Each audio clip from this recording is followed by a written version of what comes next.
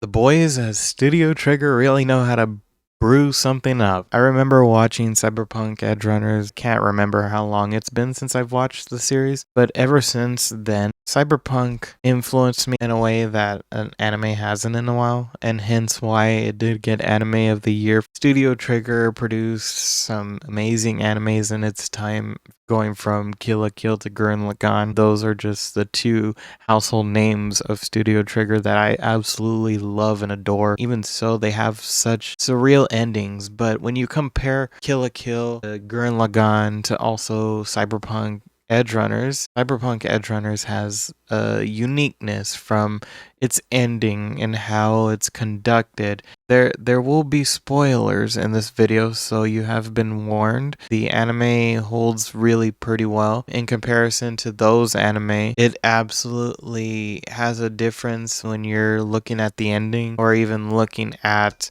the entirety of the story, how it's conducted, how it's manifested. And I gotta first say this off. I love Maine, Lucy, and David. They're absolute amazing characters with a lot of development throughout their time. You see them, even though the usual 12 episode animes really don't cut it for me, and I usually want a longer story, so I really love the 24 episode animes. I absolutely love them because they give you time to process. This anime Cyberpunk Edgerunners encapsulates 12 episodes to feel like 24 episodes, and it actually does make you feel that way. And first starting it off, I was not expecting David's mom to die in the very beginning. The fact that she wanted him to pursue a career, go into the organization where they build a lot of cyberware, he necessarily did not want that. It goes for any kid. Any kid these days, they're like, man, I want to do that. And then their parents are like, no, you need to get an education because that will serve you throughout your entire life, because it's also the older generation. It's more of a generational thing. I think they set the tone for this. And when she's telling him all these things of you should definitely go to school so you can get a really good job, setting up all these expectations, priorities, not because she's doing it, just because she wants her kid to succeed. So when she dies in the car crash, which initially I thought was because of just some evil villain that would be a part of the ending, no, it wasn't that. It was just pure fate. That death impacted David moving forward. And it's kind of insane to think that you never see his father around.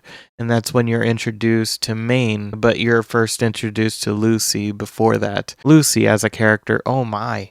She is an absolute angel, which at first you think she's an angel, and then she lures David out into that virtual reality world where he thinks that she's good, but eventually finds out that he has possession of this ultimate cyberware that no one else has, and Maine pops up out of nowhere saying, "Where'd you get that from?" You know?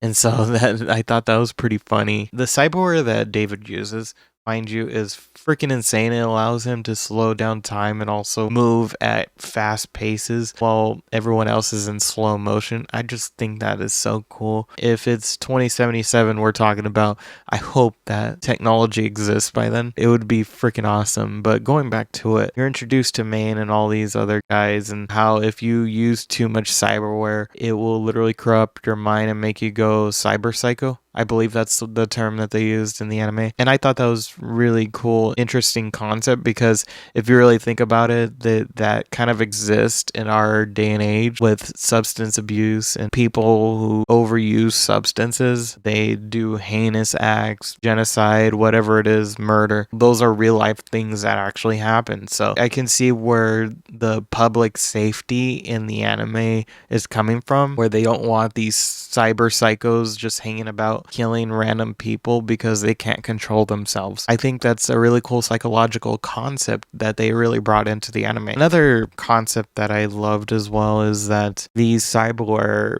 capabilities allow people to do things outside of the human capability. Moving forward, you have multiple heists that the cyberpunks go on, and it's a whole entire group. I think it's so cool, and David and Lucy eventually get together because they just had such a bond. Lucy, you find out later that she was literally a child put into a test center. She didn't have no choice to go anywhere else, and she was always stuck in a hole. As with David, he only had a single mom. When that was lost, he had nothing else. He didn't really have a dad. He builds this companionship with both Maine and Lucy, Lucy being more of a romantic, Maine being more of a father, because whenever they would go on heists together, Maine would always tell him advice on what to do and what not to do. And eventually Maine died in a heist, and Dorio, which it was Dorio's main significant other, is trying to save him from becoming Cyber Psycho, and Maine eventually does become Cyber Psycho. He said to David prior to even him dying that, no, he's jokingly about it, saying, "Hey David, if I ever go psycho, you can have my cyberware. Use it and keep going forward, because I know you are capable of many good things in life." And when Maine was lost, David transformed into pretty cool dude. Prior to that, and I know I skipped a little bit of story, Lucy and David, when they were in that virtual reality world, they were on the moon, and that was prior to like when Lucy set up David to have Maine come in to say, "Hey, what are you doing with that cyberware?" Prior to that, they were on the moon in virtual reality, Lucy and David, and in the most romantic moment, Lucy says, "You want to go to the moon with me? I've never been to the moon with anyone before." That little dialogue stuck with the entire series. By the end of the series, you find out that David's been using too much cyberware. I didn't even mention Rebecca. Rebecca's an amazing character too. She's like, "Yeah, nah." I don't know how to describe her voice, but it's very raspy, but also very punkish in a sense. I love the casting they did for the series. Absolute amazing actors.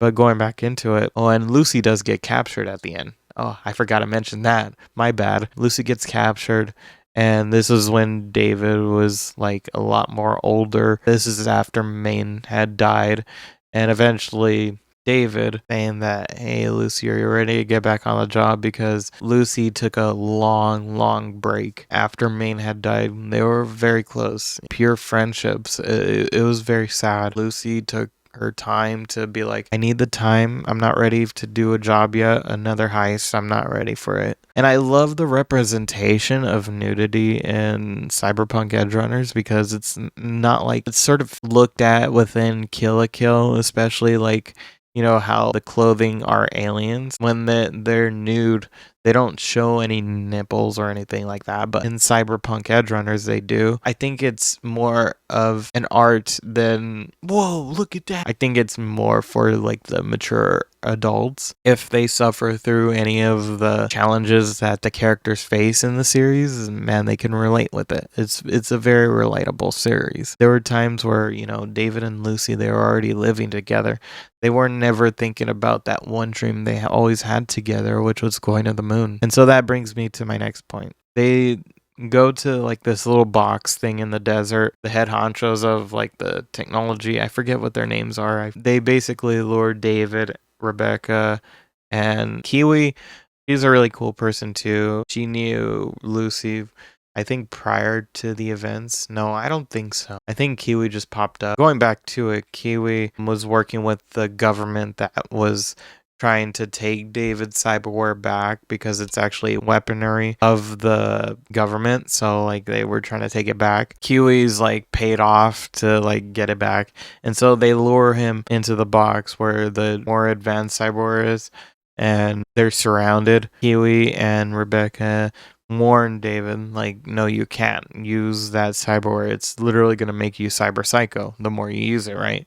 And so David, stupid David, he says, "I can get, you know, Lucy back with this thing." That's what he does. He tries using the weapon, and it doesn't make him cyber psycho, but he's like almost going into the point of no return. Eventually, he goes after where Lucy is being held, trying to set her free. at the end of it, he does. And that's when they had Atom Smasher, which was teased throughout the entire series as a cyborg that successfully went full synthetic, all cyberware, left his humanity behind. He can control himself. He's not cyber psycho. He can control himself, which I find to be very fascinating because yet you can visibly, you can think, you can act, you can do. And so I think that was really cool of a concept that they brought to the lens of what humanity is capable of. By that point, obviously, Atom Smasher, basically the government has Atom Smasher go out to try and execute David. And by this time, when David reaches Lucy, he sets her free. And Lucy's like, what the heck's on you? Because the cyberware that he had just gotten made him look more synthetic than humane. He's like, I'm just here to free you, Lucy. And after that point, Atom Smasher appears. And when Atom Smasher appears, he's like, you've went past, you're not gonna return, and there's no going back for you. I have to end you right now. And so they get into a fight prior to letting Lucy go, because he rescues Lucy, tries to take her away, and there's like this iconic scene of them behind a moon or in front of a moon.